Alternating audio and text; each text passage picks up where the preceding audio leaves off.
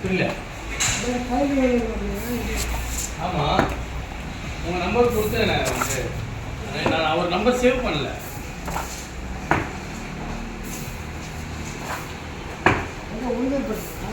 ஆமாம் ஆமாம் ஆமாம் ஆமாம். எப்பவுமே யார் நம்பரும் சேவ் பண்ணுறது அந்த மாதிரி எனக்கு தேவையில்லை. நான் கொடுத்துருந்த நம்பர் மட்டும் நடுவில் நான் வாங்கி கூட பண்ணுறதில்ல. எப்போவுமே கொடுத்துருவேன் நம்பர் டேரெக்டாக.